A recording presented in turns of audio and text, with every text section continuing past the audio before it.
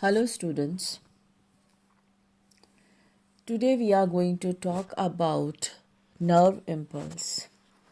So let's start, and in the first diagram you can see I'm just repeating what I have taught you in my previous lecture.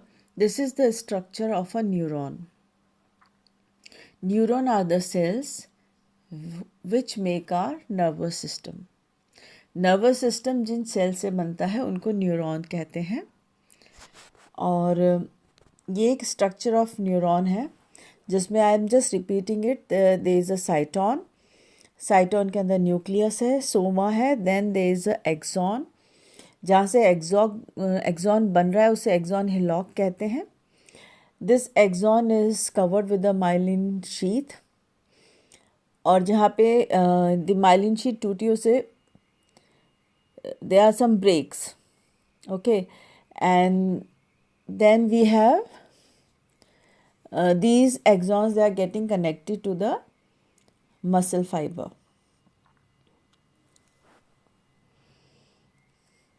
The cells of the nervous system.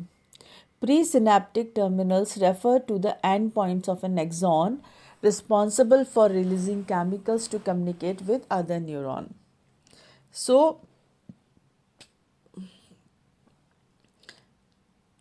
dendrite of one neuron, it get connected with the end point of the other neuron, and there is a conduction of the nerve impulse happens. And how this happens? There is a release of certain chemicals so that एक neuron दूसरे neuron से communicate कर सकता है उस chemicals के द्वारा.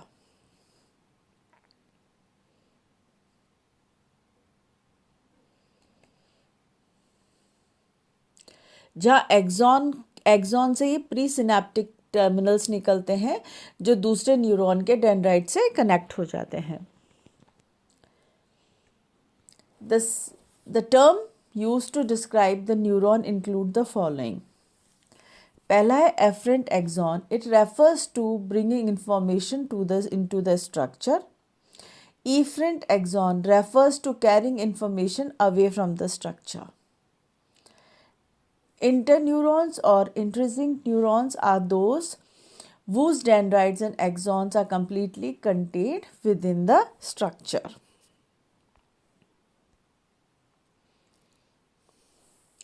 जैसे हम इस डायग्राम को देखें तो जो एफरेंट है, ईफरेंट से एफरेंट की तरफ कंडक्शन होगा नर्व इम्पल्स का.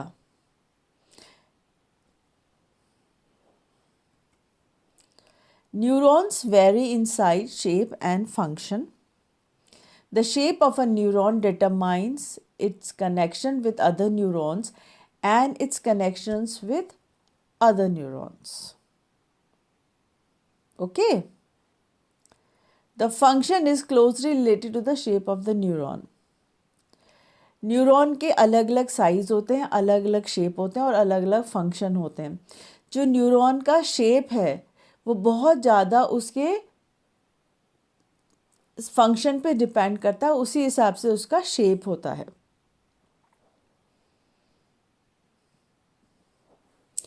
For example, Purkinje cells of the cerebellum branch extremely widely within the single plane.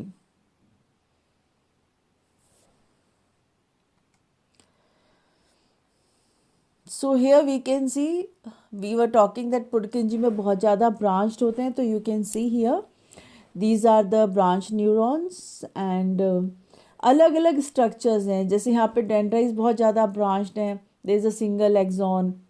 Okay, तो ये सब किस पे डिपेंड करता है? ये सब डिपेंड करता है न्यूरॉन के फंक्शन पे कि न्यूरॉन किस फंक्शन के लिए बना है.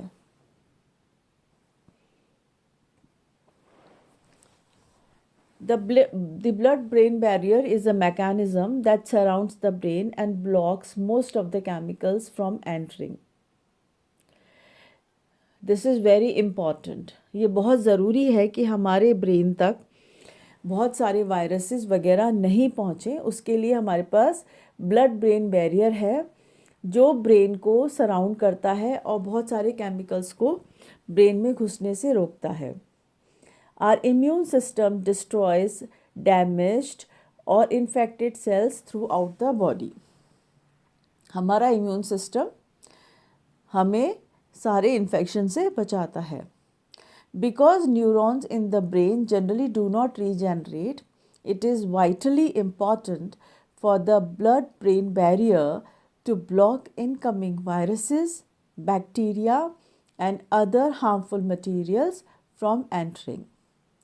जो हमारे न्यूरॉन्स हैं ब्रेन के, वो यूजुअली दोबारा नहीं बनते, वो रीजनरेट नहीं होते। इसलिए ये बहुत ज़रूरी है ब्लड ब्रेन बैरियर के लिए कि वह वायरसेस और बैक्टीरियाज को और दूसरे जो भी हार्मफुल मटेरियल हैं वो हमारे ब्रेन में घुस नहीं पाए, उनको वो वहीं अंदर घुसने से रोक दे।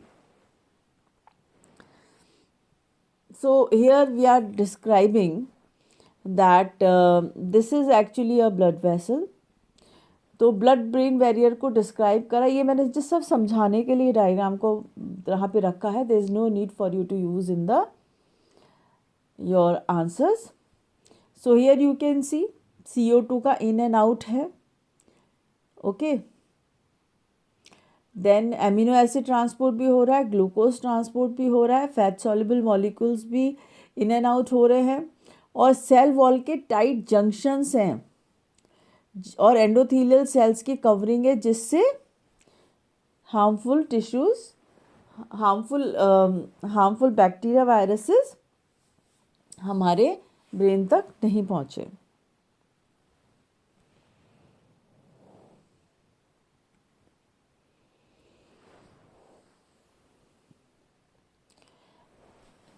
Active transport is the protein-mediated process by which useful chemicals brought into the brain.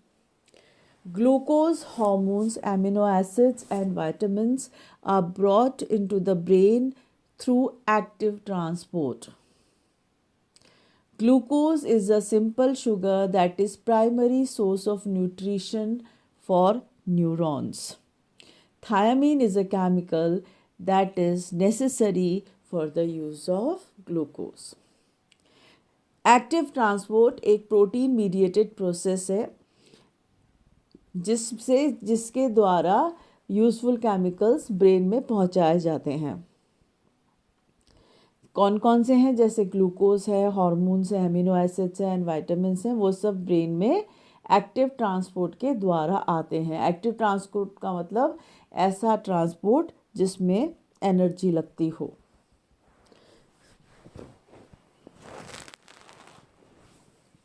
और ग्लूकोज एक सिंपल शुगर है which is a primary source of nutrition for the neurons.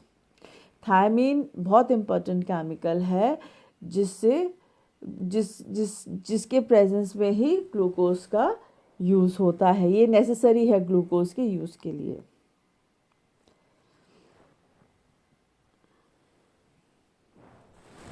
This is the first part. I will I will start the nerve impulse in the next part. This is the first part of the nerve impulse.